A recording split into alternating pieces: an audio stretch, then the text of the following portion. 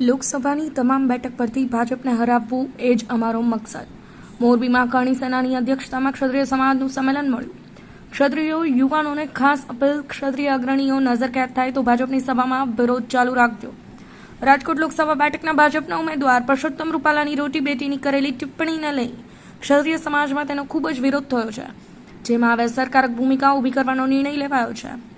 મોરબી જિલ્લા કરણી સેનાની અધ્યક્ષતામાં ક્ષત્રિય સમાજનું સંમેલન મોરબીના મધુપુર ગામે મેલડીમાના મંદિર ખાતે યોજાઈ ગયું, જેમાં પધારેલા તમામ ક્ષત્રિયોને શપથ લેવડાવ્યા હતા કે ભાજપ વિરુદ્ધ મતદાન કરીને અન્ય સમાજના 5-5 મત આપણે ભાજપ વિરુદ્ધ લઈ આવ્યા.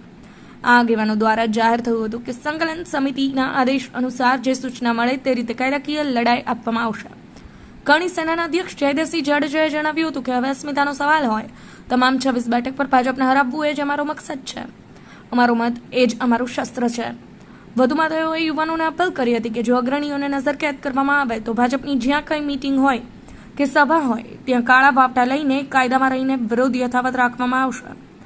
મોરબી રાજપૂત સમાજના પૂર્વ પ્રમુખ મહેન્દ્રસિંહ દિલુભા ઝાલાએ જણાવ્યું હતું કે આજે પાર્ટ 2ના આયોજન માટે બેઠક મળી હતી. કાયદાને ધ્યાને રાખીને હવે વિરોધ યથાવત રાખવામાં આવશે. શ્રીકાંત પટેલ, સમય 24 ન્યૂઝ.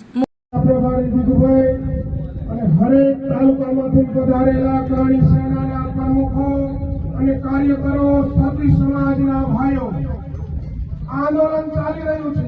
આપણે સૌને ખબર જ છે અને આપણે અમારી બાણું સંસ્થાઓ બેઠી છે એના કન્વીનરો ઉપર એ આજે પણ સમજૂતી કરવા તૈયાર નથી. એની ઉપર 5-25 કરે એની સામે ન જોતા હવે તો પાર્ટ 2 ચાલુ થયો છે અને મતદારોને ખેંચીને બૂથ લગી લઈ જવાનો સમય આવી ગયો છે. અને હું અહીં આગેવાનો બેઠા છે, મારા યુવાનો બેઠા છે, કહું છું પક્ષમાં છે એનો કોઈ એટલો બધો વિરોધ ન કરતા કે આપણા ભાઈઓ છે, અંદર આપણે મદદ કરવાના છે એ વિશ્વાસ રાખજો. અને હું બીજું જાજુ નથી કહી શકતો, એનું કારણ છે કે મારું બોલવાનું વધારે જય ભવાની, જય ભવાની.